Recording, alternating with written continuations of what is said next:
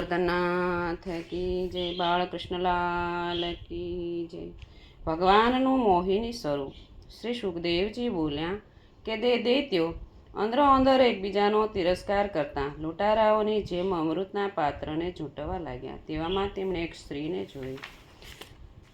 પ્રભુના એ સ્ત્રી સ્વરૂપને જોઈને દૈત્યો મોહિત થઈ વિસ્મયતાથી જોવા લાગ્યા। અહો, કેવું અદ્ભુત રૂપ, કેવું તેજ, કેવી મોહક તરુણ વય! આમ બોલતા તે કામાતુર દૈત્યો એ સ્ત્રીની સામે દોડી જઈ પૂછવા લાગ્યા કે હે સ્ત્રી, તું કોણ છે? ક્યાંથી આવે છે? શું કરવા ઈચ્છે છે? તું કોની કન્યા છે? તું અમારા મનને મથી રહી છે। દયાળુ વિધાતાએ પ્રાણીઓની સર્વ ઇન્દ્રિયો અને મનને પ્રસન્ન કરવા તને મોકલી છે કે તું તારી ઈચ્છાથી અહીં આવી છે। હે માનવાળી સ્ત્રી, અમે પરસ્પર સંબંધીઓ છીએ, છતાં એક વસ્તુ માટે અમે વેર બાંધી રહ્યા છીએ। તું અમારું કલ્યાણ કર, અમારો કજિયો દૂર કરી અમને સુખી કર। અમે કશ્યપના પુત્રો ભાઈઓ છીએ, અમે સમુદ્ર મંથનમાં સરખા જ પુરુષાર્થ કર્યો છે, તો અમને આ અમૃત સરખા ભાગે વહેંચી આપ, જેથી અમારી વચ્ચે કજિયો ન થાય। દૈત્યોએ માયાથી સ્ત્રીનું શરીર ધારણ કરનાર શ્રીહરિને પ્રાર્થના કરી એટલે તેમણે હસીને કહ્યું કે હે કશ્યપના પુત્રો, હું વારાંગના છું, તમે મારો વિશ્વાસ કેમ કરો છો? પંડિત પુરુષ સ્ત્રીઓનો કદી વિશ્વાસ કરતા નથી। હું તમારું કલ્યાણ કરવા આવી છું। જે પુરુષ મારી સાથે પ્રેમ કરે છે તેની પાસે હું જાઉં છું। દૈત્યો ભગવાનની આ ગૂઢતા વાણીને સમજી શક્યા નહીં। તેઓ આસક્ત થઈને મોહિની સામે નિહાળી રહ્યા, પણ મોહિનીની દ્રષ્ટિ રાક્ષસોના હાથમાં રહેલા અમૃત કુંભ તરફ હતી।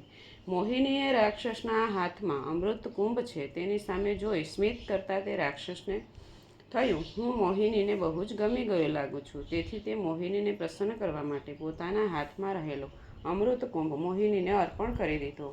અમૃતનો કળશ લઈ મોહિની નારાયણ બોલ્યા કે હું તમને બધાને આપું, પણ તમે સારું નરસું કરો કે વધારે ઓછું મળ્યું તેમ કહેશો તો હું અમૃત વેચવા તૈયાર નથી।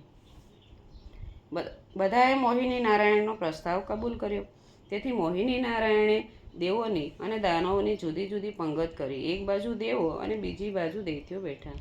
સુંદર રેશમી વસ્ત્રો ધારણ કરી, મદીલી ચાલે ચાલતી, મદથી વ્યાપ્ત નેત્રવાળી, નુપુરના મંજુલ ધ્વનિથી રૂમઝૂમ કરતી, અદ્ભુત અલંકારોથી શોભતી મોહિની અમૃત કળશ લઈ પ્રથમ દૈત્યોના મંડળમાં આવ્યા અને બોલ્યા કે આ ઘડો તમે મને આપ્યો એટલે તમારું કલ્યાણ કરવાની મારી ફરજ છે।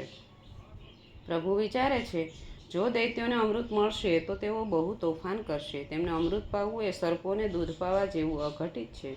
આમ માની તેઓ દૈત્યોને કહેવા લાગ્યા કે ઉપરનું પાણી જેવું પાતળું અમૃત છે તે પહેલાં દેવોને આપી દઉં અને નીચેનો રગડો કે તરમાલ તમને લોકોને પીવડાવીશ। તો અસુરો મોહિનીથી મોહિત હતા અને પ્રતિજ્ઞાબદ્ધ હતા, આથી તેમણે આ અંગે વિવાદ ન કર્યો। વળી વિવાદ કરવા જતાં મોહિનીનો સ્નેહ તેમના પરથી ઘટી જશે એવો પણ ભય તેમને લાગ્યો। તેથી તેઓએ મોહિની નારાયણની વાત માની લીધી અને શાંતિથી બેસી ગયા। તો મોહિની નારાયણે દેવોને અમૃત પાવાનું શરૂ કર્યું, પણ રાહુ ચતુર નીકળ્યો। તેણે દેવોનો વેશ ધારણ કરી સૂર્ય અને ચંદ્રની વચ્ચે બેસી ગયો। મોહિની નારાયણ તેને ઓળખી ગયા છતાં રાહુને અમૃત પાયું। રાહુ અમૃત પીતો હતો તે જોઈ સૂર્ય તથા ચંદ્ર ભગવાનને સૂચના કરી એટલે તરત જ ભગવાને સુદર્શન ચક્ર વડે તેનું મસ્તક કાપી નાખ્યું। તેનું ધડ પૃથ્વી પર પડ્યું, પણ તેનું મસ્તક અમૃતના સ્પર્શ માત્રથી અમર થઈ ગયું। બ્રહ્માજીએ તેનો એક ગ્રહ કર્યો જે પર્વ સમયે વેર વૃત્તિથી ચંદ્ર તથા સૂર્યની પાછળ દોડતો રહે છે। આમ દેવતાઓ અમૃત પીને અમર થઈ ગયા એટલે શ્રીહરિએ અસુરોના દેખતા જ પોતાનું અસલી સ્વરૂપ ધારણ કર્યું। આમ દેવો તથા દાનવોએ સમુદ્ર મંથનમાં સરખો પુરુષાર્થ કર્યો, છતાં તેનું ફળ મેળવવામાં ભેદ પડી ગયો। કારણ દેવોએ પ્રભુના ચરણકમળનો આશ્રય કર્યો, તેથી તેઓ અમૃતરૂપી ફળ મેળવી શક્યા, પરંતુ દૈત્યો ન મેળવી શક્યા। જેમ વૃક્ષની શાખાને પાણી પાવું વ્યર્થ છે, પરંતુ મૂળને જળ સિંચન થાય તો તે આખા વૃક્ષને પહોંચે, તેવું ઈશ્વર વિશે સમજવું। બોલ ગોવર્ધનનાથ કી જય, બાળકૃષ્ણલાલ કી જય।